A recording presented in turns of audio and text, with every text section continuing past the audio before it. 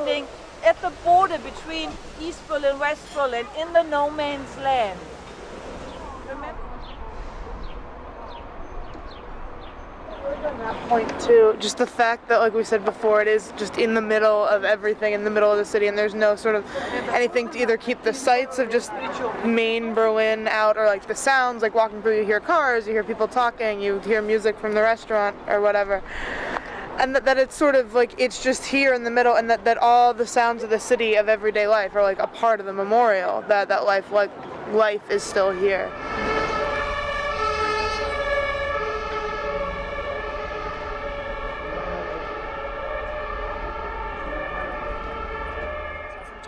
Climb up the taller stela and just, running around, like having a good time riding their bikes through the hills. And at first it struck me as just like very disrespectful, but then I was saying that maybe that's the point, that life goes on around even things like this. Exactly.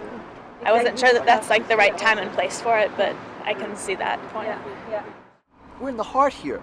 I mean, you could do a lot. Look at the space. Look how much space there is here. Look how expensive the space is. Look how central it is, how important it is. So just from a purely financial, economic perspective, this doesn't make sense. New Germany is not like the old Germany. And for that, it was very important to build this Jewish museum. It was the first time that Germany tried to show the whole German Jewish history, what was not possible before. And that is what is the Jewish Museum Berlin. Yes, when we started, we started together with a group of 10 historians and people to prepare this permanent exhibition. And we had big discussions, not only inside, but in the whole society. The architecture itself is our most important showcase. It is our most important object.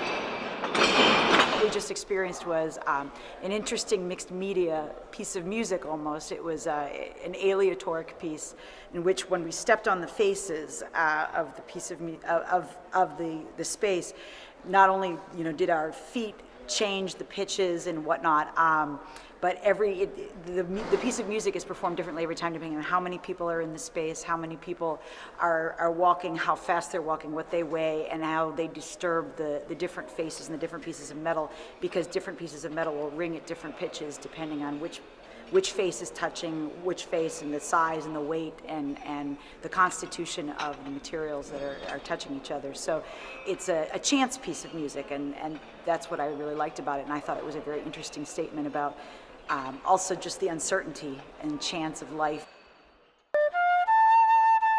Open to the sky, open to the weather, open to judgments.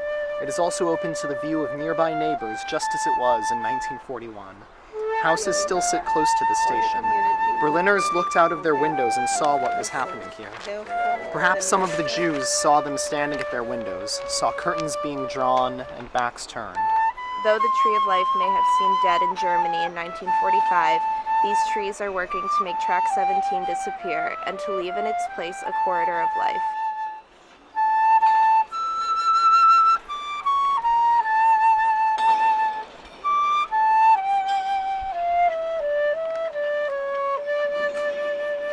How you teach the Holocaust or think about memory and memorial looking at memorials, for example. Well, I've spent some time thinking about it. I've just designed a new course, but everything is going to shift now because of what's happened over this last 10 days. Again, the kinds of questions and the kinds of links that can be made from the historical, social, and political context into the aesthetic is something that has happened because we looked at a lot of memorials in Berlin, a lot of memorials. I was delighted with how many we had seen. And I have to tell you that it was incredible to see things I have spent so much time thinking about and studying in books, but this informal learning of this program that takes us to the site, that allows us to engage with those memorials in visceral ways, to be present at the site, it's extraordinary, and it has changed how I think about the memorials, that the ones that I knew and the ones that I didn't know and are now new to my repertoire, which I will now include in my work.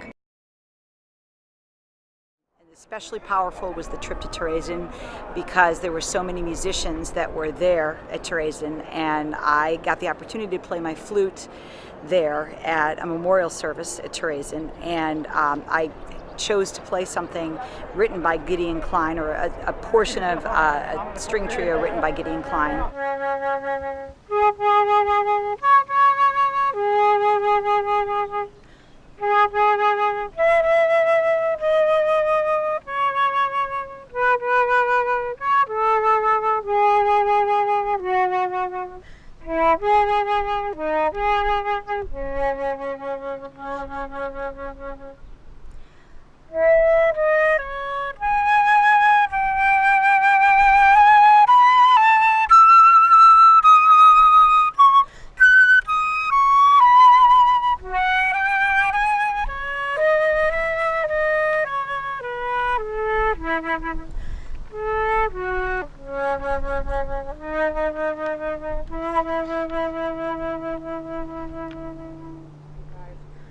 6 million men and women, boys and girls, young men and women, infants and the elderly, who were cruelly slain and butchered and mass murdered in their dwelling places and cities and in the forests and villages.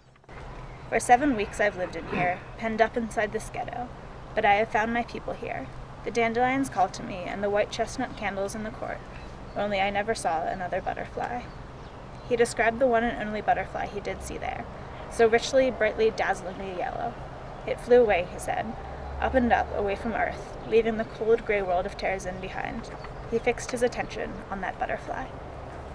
The sun has made a veil of gold, so lovely that my body aches. Above the heavens shriek with blue, convinced I've smiled by some mistake. The world's abloom and seems to smile. I want to fly, but where, how high? If in barbed wires things can bloom, why can't I? I will not die. I say, you are my refuge. All I have in the land of the living. Free me from prison that I may praise your name. Ghetto or concentration camp, but in Terezin, on alien soil, people sing the Lord's song and humanity's song. They wrote poems and put on plays and painted pictures. They performed the Verdi Requiem 13 times. They defied their Nazi tormentors by creating transcendent beauty in the midst of ugliness. They were hungry, ragged, and terrorized. They were never freed from their prison, but even the children wrote poems and drew pictures. Through their art, the voices of these people survive. By our reading their words today and lighting candles in their memory, we affirm their lives, precious to God, precious to us, through their expressions of courage, hope, and the will to live. So first, welcome to Terezin. Let me introduce myself to you. My name is Dagmar Liblova, and I was asked to come here and to spend the day with you here, not because I would be a professional guide, but I am one of the few people who are survivors of Terezin and who are still able to speak with people, because, you know, we are getting more and more old, and some of us who were able to do it several years ago are now too old or too weak or too ill or too sick to do. So now you have come to Terezin. Terezin, you have heard about it, I hope, on the way here, what it was. And so I don't speak about that. Maybe so that you know what my way through Terezin was. I came here in June 1942, and I was 13. I came here with my parents and with my younger sister and with our grandmother. And The grandmother was then sent away in autumn 42, and we were lucky to stay here 1.5 years in Terezin, to December 1943. In December 1943, we were sent to Auschwitz, to so-called family camp. So I was lucky to escape the gas chambers of Auschwitz, but my parents and my younger sister were not. There were about 15,000 children who arrived here, but only from those who were then sent away to other places, only, it's again not quite clear, but about 300 or 400 survived. And I am one of those because, as I told you, I came here when I was 13. It was not allowed to leave the barracks because there were still remnants of the former citizens living here, and so we could stay only in the buildings inside the buildings. So we could, for instance, when we arrived here, so my grandmother, my mother, my sister and I came to one barracks and the father to other one, and we couldn't see each other. Education of Jewish children was forbidden. It was forbidden, but of course we learned something. And what was not forbidden was the drawing. And so the children draw pictures. The problem was that there were not enough material, there were not enough paper, not enough pencils, not colors and so on. That in all these houses, which you can see on our way, all was packed with people. Everything was full of people. Because in this small space, almost 6,000 people had to live. And it's really, nowadays, especially by a nice day like this one, it's very difficult to imagine that there was nothing, not a corner where you could be alone. Everything was full of people, always. There you see one of the barracks with a small tower. There were people living there.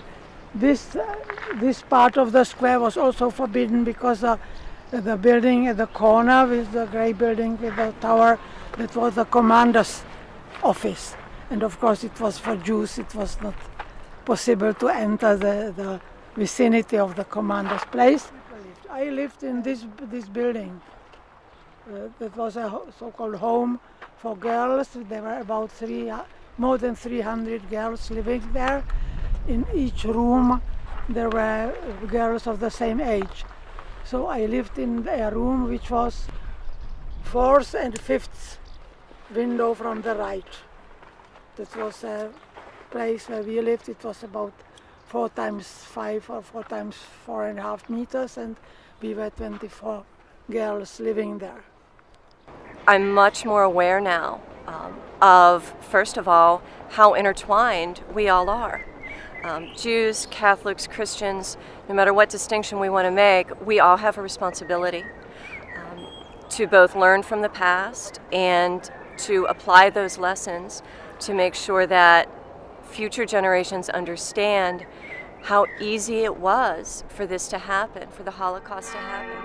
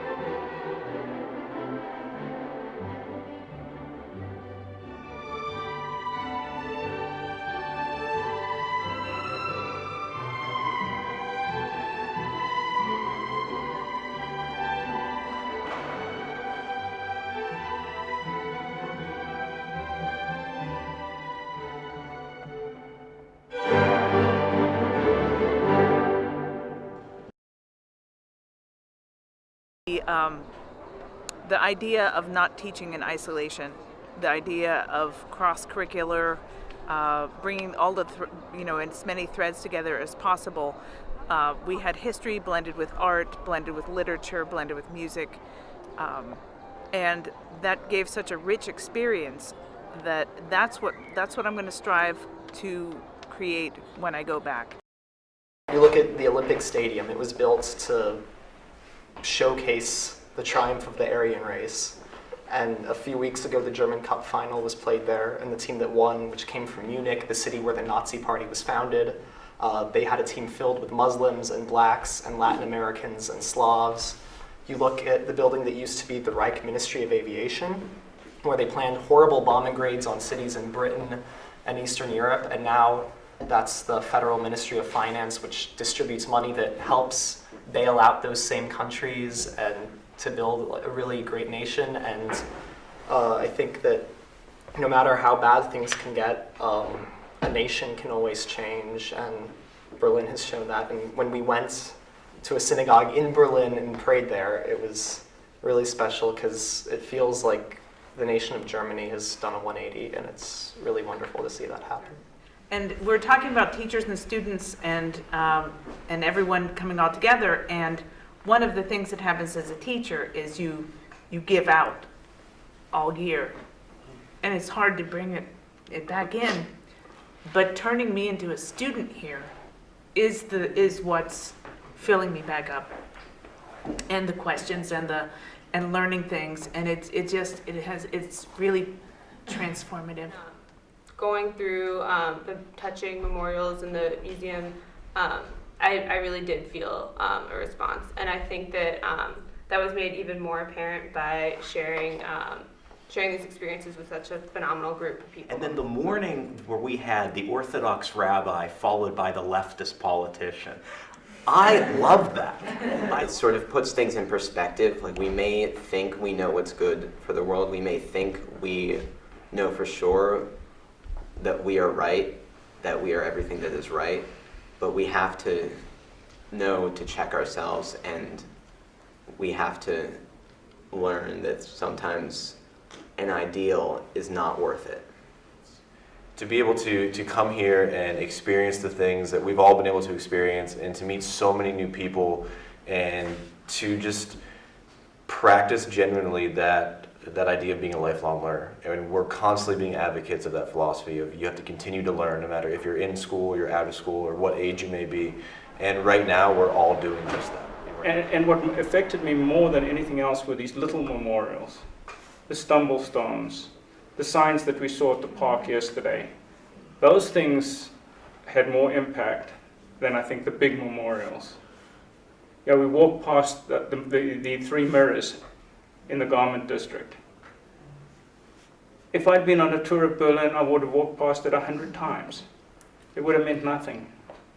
And I think this is why this trip was so great. The idea of places is very important. I think as a historian, for students, you can and teachers, you can read about something in a book, you can see a painting from the Renaissance, but when you're standing there, at the Topography of Terror, at the Berlin Wall and Checkpoint Charlie, it's, you can kind of let your mind realize those events happened right there, and it gives you a different perspective. And I think that's important, to see where the events happened. It's important to get a whole range of views. Okay, it helps us define and sharpen our own views. Okay, and it also opens us up to other views, which I think is maybe the most important. One of the things that I've gotten back from this trip is not only inspiration for what I do, but inspiration for the art and craft of teaching writ large. My course is going to be revived next year because of what I've learned and seen in these places.